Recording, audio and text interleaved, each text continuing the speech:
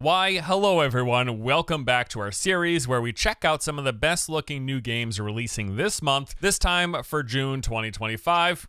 Here we go. All right, kicking things off, if you haven't yet seen any of the 1,000 or so videos that I've made thus far about this game, I will just say it again. I'm pretty excited for Dune Awakening. Yeah, it's not a perfect game. In fact, I think there are people who will think it's outright bad, but I've just enjoyed it. Or as I said elsewhere, it checks nearly all of the right boxes, or at least enough of them for my personal interest in what I like in games. Aside from wishing combat was a bit more impactful, concerns about performance and bugs, and the fact that the endgame is likely to devolve into a Zerg fest, fact of the matter is, I have played a lot and I have had a blast, sinking thus far well over 100 hours pre-release, and I expect I will at least double that once it's officially launching. But assuming you have not heard me gush about this game before, here is a brief overview. So Dune Awakening is an open world survival crafting game with some MMO light elements where you're going to see other people running around. In fact, come end game, the play space you're in shares well over 1,000 people simultaneously with like stitching servers together or something. And then the world and setting itself pulls directly from the Dune IP with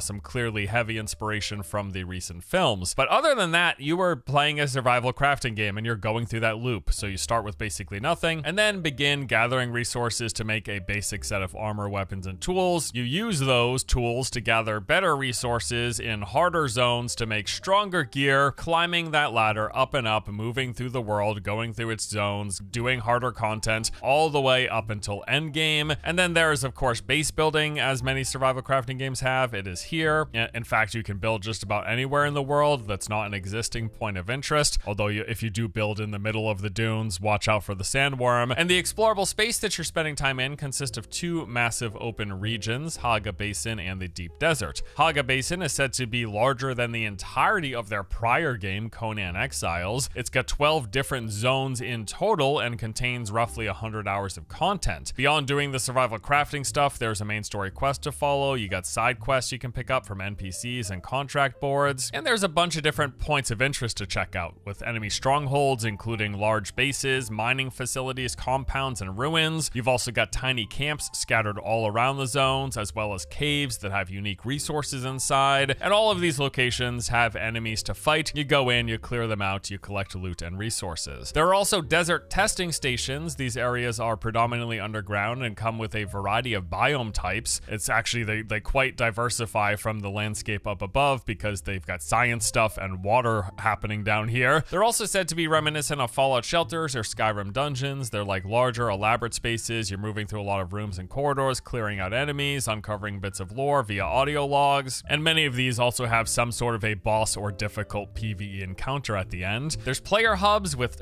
towns with vendors, quest NPCs, other players, as well as a marketplace you can buy and sell items, and the play space has a whole bunch of different events that can take place, like crash ships that you literally see falling from the sky. If you go to their crash location, you can scavenge valuable resources. You've got these police forces that scan the surface of the planet at night. If they spot you, they lock you in place and call down reinforcements. You got the weather system with these massive sandstorms rolling through periodically, forcing you indoors. Otherwise, if you stay outside, you'll take damage until you eventually die. And there is the ever-present threat of the sandworm, where if you cause too much vibrations on the sands, it will draw the worm's attention. As it erupts, it then goes down and chases you, eventually catching up to you if you don't get off of the sand onto rocky formations. If it catches you, you die and lose everything because a massive sandworm just swallowed you whole. And then there's the end game, which begins once you build your first ornithopter. This allows you to leave Haga Basin and then head to the Deep Desert. This region is massive, much larger than the prior, and made up mostly of sand dunes where you harvest spice, but there's also rock islands dotted all throughout that contain many of the aforementioned points of interest, things to do and see. So massive guilds of players are going to be headed out to the Deep Desert in search of spice, which is the main resource and currency for endgame crafting and character progression. Now, as we mentioned, this is a big space. It's about 10x larger than the starting zone, supporting well over 1,000 players, and it is 100% 24/7 full PvP all the time, with the exception being a small area when you first zone in to the Deep Desert. But 95% of the Deep Desert play space is all open PvP, and this is where the large scale and small scale PvP conflicts will happen, where you've got loads of players engaged in ranged and melee combat with ground and air vehicles, artillery, mounted weapons, all all sorts of stuff, just large-scale chaos. Yeah, this is easily one of my most anticipated games of this year. I've already made some great memories while playing, and I'm looking forward to making quite a few more. I'm sure I will have gripes. I do already have gripes and complaints, which we will likely address in a follow-up video in the coming week or two here. But despite those complaints, I really, really like this game. Dune Awakening will be officially launching on June 10th for PC, PlayStation, and Xbox. They are also, unfortunately, doing the all too common, you can pay us more money to play the game earlier. If you go that route, that begins on June the 5th. But yeah, otherwise, and despite some gameplay complaints,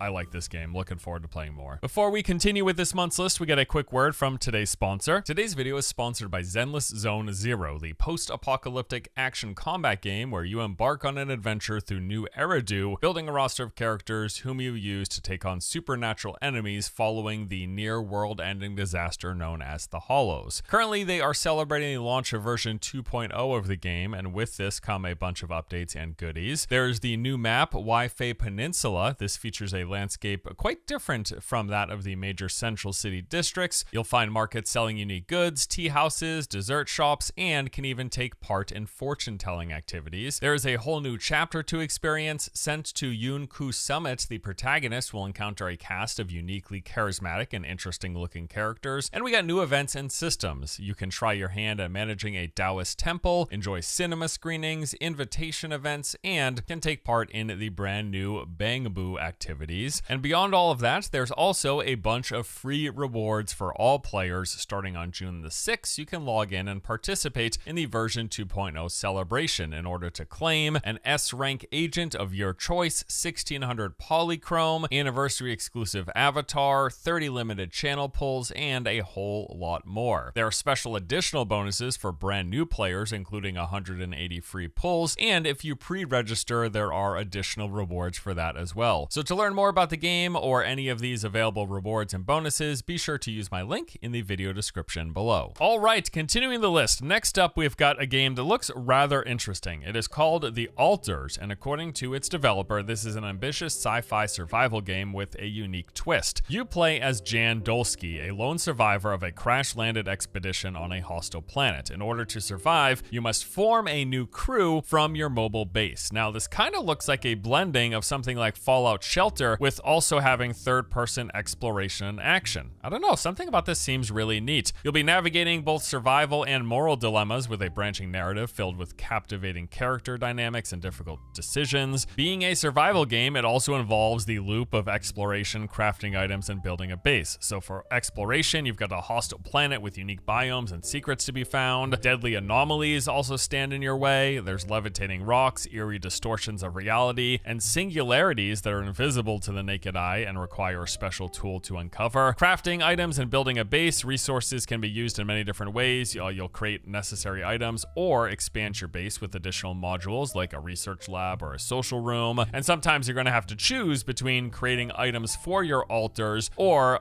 making things that push the mission forward. And then there are the altars themselves, and this is probably one of the most interesting systems in this game, where you use this quantum computer at your base to simulate alternate outcomes of past choices. The result of this are these altars that are brought to life and inhabit your base that have their own unique skills and personalities. The game is said to have a branching storyline rich with moral dilemmas. Your choices will shape Jan's relations to the altars, which then impacts their journey and yours, leading to multiple outcomes and endings. Certainly a unique looking game, and visually I quite like it. It's rather appealing. The Alters will be launching on June 13th for PC, PlayStation, and Xbox. FBC Firebreak is an upcoming co-op mission-based first-person shooter developed and published by Remedy Entertainment. The game is set sometime after the events of Control and follows a special unit of soldiers named Firebreak. So basically, this is a 3-player co-op PvE game where you and your friends play as a team trapped in the oldest house and tasked with defeating its enemies, attempting to prevent them from escaping. It is very much so in the vein of something like Left 4 Dead, where you enter these levels, are given a list of objectives and tasks, and you try to complete them while fighting back increasingly difficult waves of enemies. So it's going to be something like go here and power up the generator, restoring power to the furnace, and then make your way down to the furnace, collect some fuel and toss it in, triggering an explosion, and then get out before the whole building collapses, or something along those lines. So there are different playable levels, each with their own set of objectives, and you're just just trying to complete those while also attempting to survive. There are different difficulty tiers you can work through, ramping up the challenge and rewards as you climb. And probably one of my favorite things about the game are its classes, each with not only a unique look, but their own functionality. So there's one who shoots water to put out fires, there's another who's like a mechanic that can repair mechanical things, and one that uses electricity to jumpstart electronics. These classes can also have interactions with each other, so the water guy could like hose down a group of enemies, and then the electric guy can zap them, which kind of forms a chain lightning explosion. And I know all of this because I've played this game. A couple weeks ago, I got invited to a hands-on event. I played for a couple of hours. Now, I never ended up making a video, but I thought it was decent. I think probably my biggest gripe was the performance. It ran rather poorly for me, to be honest. Could be the optimization, could be my settings, or just my PC, although generally games run well on my PC to the point where I typically don't notice games that have performance issues until it gets out to the wider public. So, I don't know, didn't run very well, but I hope that gets ironed out pre-release because I thought the premise of this game was interesting. And I think another thing that's definitely worth noting is the scope of this game is going to be relatively small. The developer has gone out of their way on numerous occasions, even reiterating this in the preview event that I was at, to say that this is not an ongoing live service game that has years and years of content planned for it, and we should be approaching it as more of a finite experience to be enjoyed and then probably to be moved on from when you finish. There were some progression stuff from what I saw, as you can power up your characters, leveling up tiers, and getting enhancements to your different abilities, but don't expect this to be a game that you play nonstop for the next 5 years straight, which is not a problem. Enough of those games exist already. We don't really need more of them. And to that end, it's also a one-time box price, no daily check-ins, no battle passes, or other FOMO elements, which is a win in my opinion. FBC Firebreak will be launching on June 17th, coming to PC, PlayStation, and Xbox. Death Stranding 2 marks the return of Kojima's star-studded production and new IP, featuring the previous title's central characters, along with an ensemble of new ones, including probably many actors that you might know from film or TV. Kojima has finally found a way to marry his love of Hollywood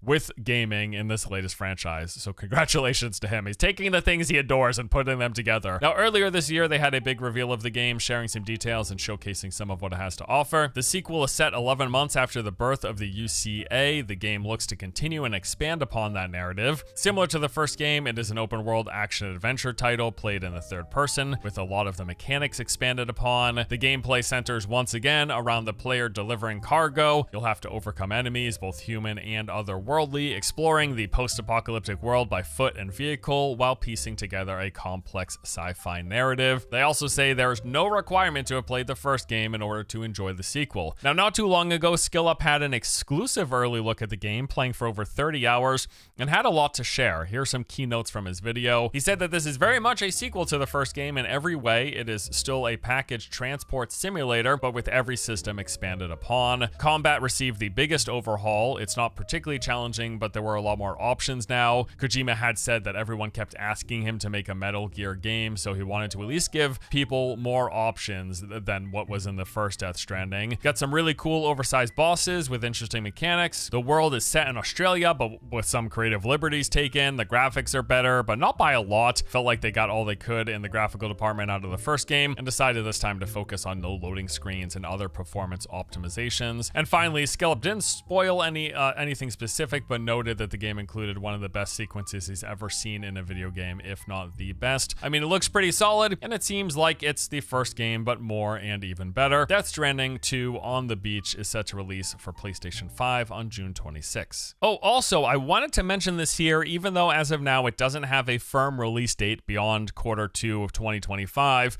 but holy crap, I am very interested in this game. It's called Dual Corp. This is a Souls-inspired action RPG with a very unique look, interesting premise, and really seems like something that I'm going to enjoy. So some noteworthy features include this challenging directional combat, where you have to manually position and aim both your attacks and defenses. It's got this unrestricted class system that lets you make your own unique blend, choosing from a wide variety of weapons, armor, and abilities and talents to make your own playstyle. And this lets you do things like make a stealthy rogue who wields a great axe and cast fireballs. The world is said to have a quote MMO feel to it, with zones that are varied, interconnected, and procedurally generated while being full of secrets, unique items, and challenges. They've also got social hubs with this thing called the Hideout, and the multiplayer includes 2-player co-op co-op quest and competitive PvP to engage with. I'm not exactly sure what it is, but something about this looks very appealing to me. Can't wait to check it out myself. When I asked on the official Discord about when the game will be releasing, they said sometime in the second or maybe third quarter, but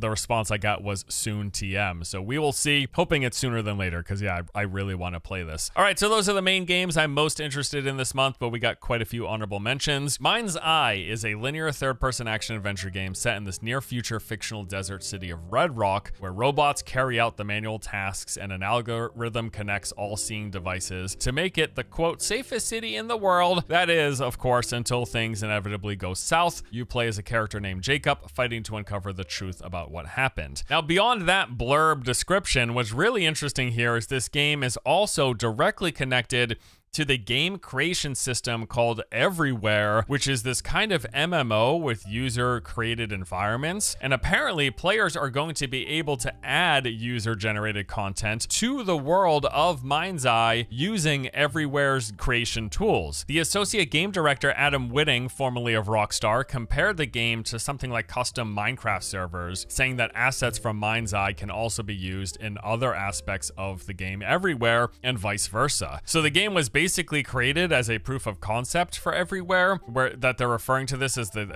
as this game creation tool. It was envisioned as a premium experience set entirely within the free-to-play Everywhere platform. Back in 2023, they revealed that this will be an episodic game with each episode of Mind's Eye set in different time periods and part of the same universe, though the episodes will be connected by this overarching narrative. That is, of course, if the game is even remotely successful, which we'll see. Early impressions have not been great. There's been a lot of negative discussion about this game online. At the very least, people seem mixed and rather confused. And I'll say myself, like looking at the recent gameplay trailer that came out, it almost looks like a fake video game. I can't quite put my finger on what it is, but something definitely feels off. I don't know, but something seems really weird about this game. We're gonna learn really soon though, because Mind's Eye is set to release on June 10th, coming to PC. And we'll find out. I also wanted to mention the fact that the much beloved story-driven action-adventure game Stellar Blade will be making its way onto PC this month. Originally launching as a PS5 exclusive, the game got quite a lot of attention and praise. Beyond it, this being the same game, the PC version also looks to include ultra-wide monitor support, PC-optimized graphics with DLSS, DLAA, and reflex support, unlocked frame rates, thank God. There's a texture pack which supports up to 4K options, along with controller and keyboard support. People really like this game. It performed quite well on PS5. I suspect it will also do well here on the PC. Stellar Blade will be coming to Steam on June 11th. Broken Arrow is a large-scale real-time modern warfare tactics game. Your mission is simple: defeat the opposition. How you go about that is entirely up to you. There are going to be many ways to approach any situation. You can deploy to the battlefield via land, sea, and air. You could use paratroopers and helicopters to rapidly seize key locations, reinforce with heavy tanks, and break enemy counterattacks with artillery and tactical strikes. You can infiltrate special forces behind enemy lines to disrupt logistics and provide laser designation for your planes, using the terrain to your advantage to ambush, outflank, and outsmart your enemy. Land with amphibious troops in large industrial harbors, airdrop troops in vehicles to seize airports and air bases, fight in the middle of a large refinery or in the entire cities filled with apartment blocks, malls, and high-rises. Some key features include over 300 units which can all be customized in multiple ways, resulting in more than 1,500 combinations. The base game features both the American and Russian factions, each containing 5 sub-factions. The scenario editor that they use to create the missions in the campaign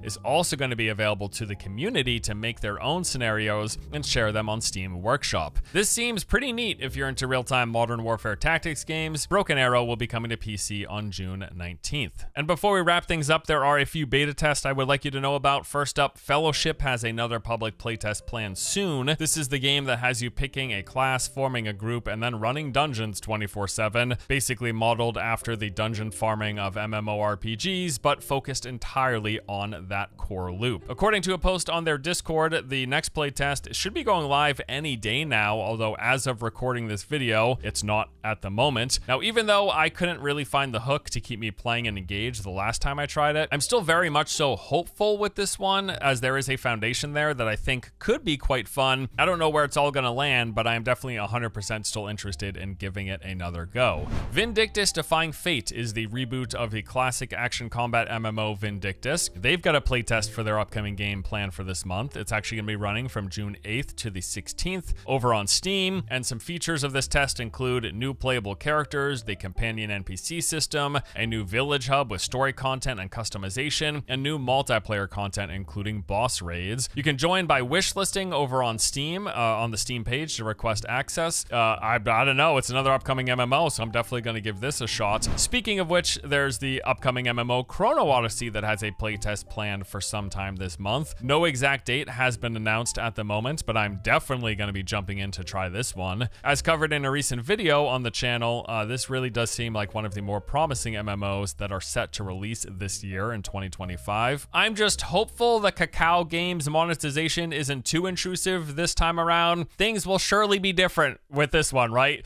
Kakao Games has had crazy pay to win in every other MMO that they've published, but maybe this one won't, right? All right, closed beta scheduled for sometime this month. Again, they haven't set a date as I record this video. And then lastly, of course, I can't neglect to mention that the Switch 2 launches this month if you happen to get your hands on it. But congratulations. I don't know. I just haven't really been into console gaming very much in a very long time, basically since I was a kid. In fact, I think as soon as I hit college, I've just been almost exclusively PC gaming with but a rare few console exclusive things. But yeah, the Switch 2 is coming out. I know a lot of people are excited, so I couldn't not mention it. As for my plans or what I will personally be playing this month, well, seems like I'm definitely going to be busy, which is nice considering May was a bit on the quiet side. But there's Dune Awakening, which is definitely going to take up multiple weeks of the month for me, plus Chrono Odyssey. I want to check out the beta, and if Dual Corp comes out, I will definitely jump in and play that. Those are the games I expect to spend the most time with. I would also like to set aside time to check out The Alters, Vindictus, FBC Firebreak, and I do want to jump back into Fellowship. And then if there's any more time in the month, which I'm not sure, but if there is, I'll check out a few of the other games we covered here. But with that, we will wrap up this month's list. Thank you as always. Also, let me know if there's anything that I missed that you're really excited about in the comment section below. Always happy to hear about games that aren't on my radar, and sometimes they end up being really pleasant surprises, so we'll see. But that's it for this month. Thank you as always. Hope you enjoyed the vid. I'll see you all next time. Take it easy.